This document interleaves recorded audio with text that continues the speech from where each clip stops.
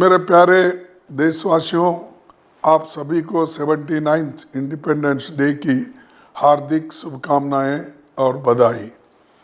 Congress party के लिए आज का दिन ऐतिहासिक है क्योंकि हम अपने नए स्थायी मुख्यालय में स्वतंत्रता दिवस मना रहे हैं। 15 अगस्त 1947 को जो स्वतंत्रता हमने हासिल की, उसमें हमारी पार्टी की भूमिका को सारा विश्व जानता है। स्वतंत्रता संग्राम की कहानी हमारी पार्टी की कहानी है। इस अवसर पर मैं स्वतंत्रता आंदोलन में योगदान तथा बलिदान देने वाले सभी महान हस्तियों को नमन करते हुए उन्हें कोटि कोटि श्रद्धांजलि अर्पित करता हूँ।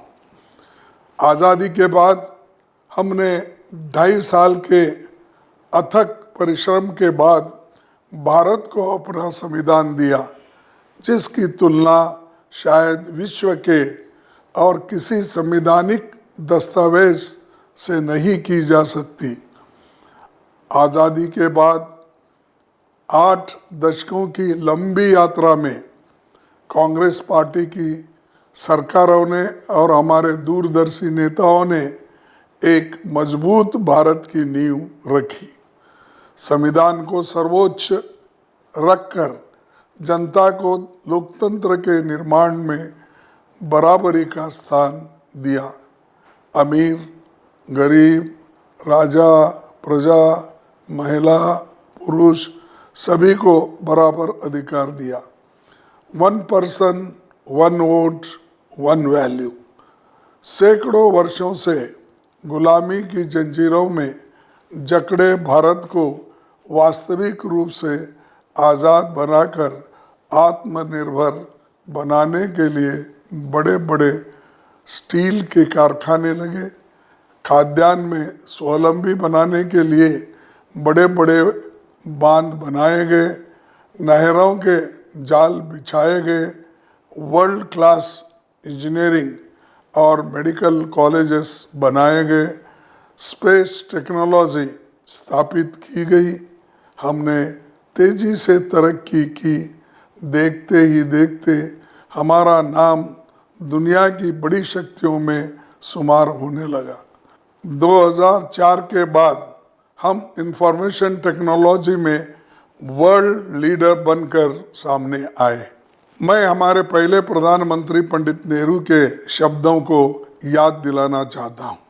उन्होंने कहा था कि India is a great and ancient civilization. We have a rich heritage to be proud of, but we must also look to the future and build a new India that is strong, prosperous and just for all. साथियों, लेकिन पिछला दशक देखे तो हमारे सामने कई बड़ी चुनौतियों का उभर कर आई है। बेरोजगारी ने भयंकर रूप धारण कर लिया है।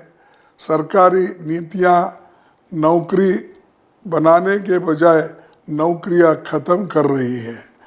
इंफ्रास्ट्रक्चर डेवलपमेंट के नाम पर जो निर्माण कार्य हो रहे हैं वो सब स्टैंडर्ड और पुअर क्वालिटी की है। संवैधानिक संस्थानों को सत्ताधारी दल ने योग्यता के बजाय अपनी आइडियोलॉजी के लोगों से भर दिया है। जब चाहा जिसे अपॉइंटमेंट कर दिया, मन किया तो इस्तीफा ले लिया।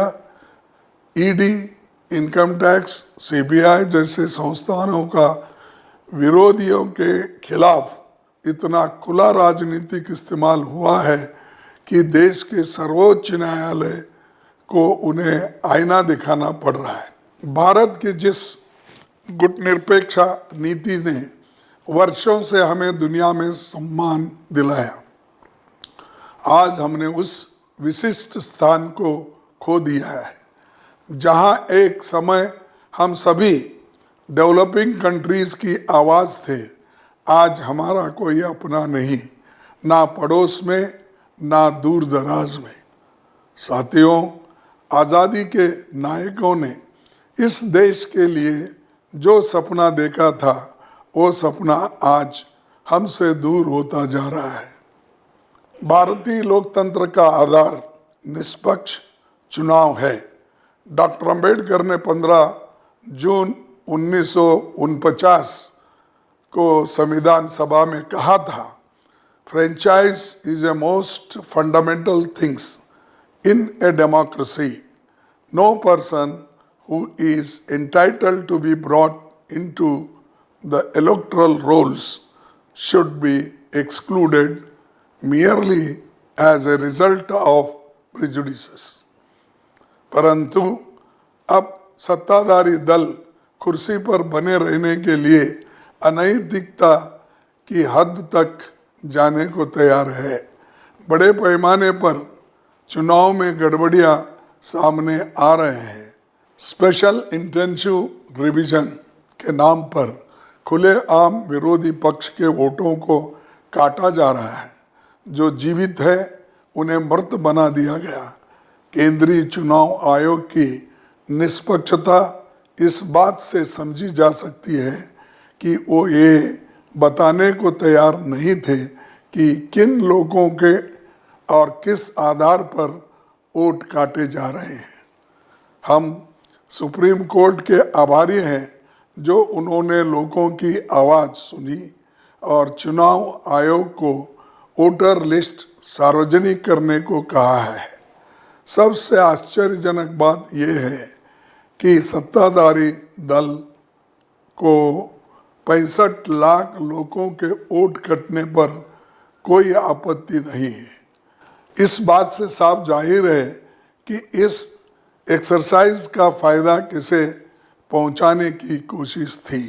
साथियों, राहुल जी ने आंकड़ों के साथ साबित कर दिया कि किस तरह से लोग सभा सीट पर गड़बड़ी कर उसे जिता गया।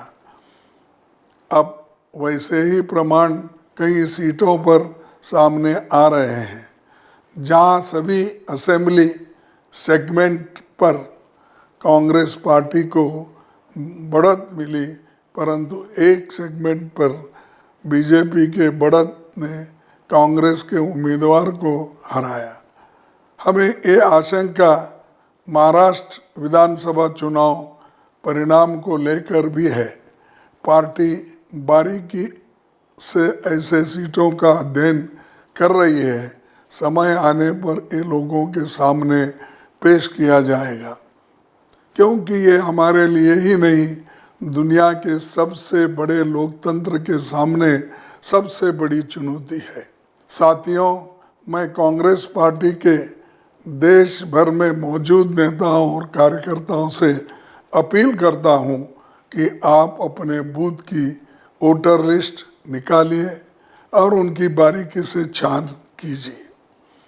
देखिए कि कितने लोगों का नाम काटे गए हैं या उन्हें मृत बता दिया गया है या साजिश के तहत उन्हें दूसरे बूथ में शिफ्ट कर दिया गया है।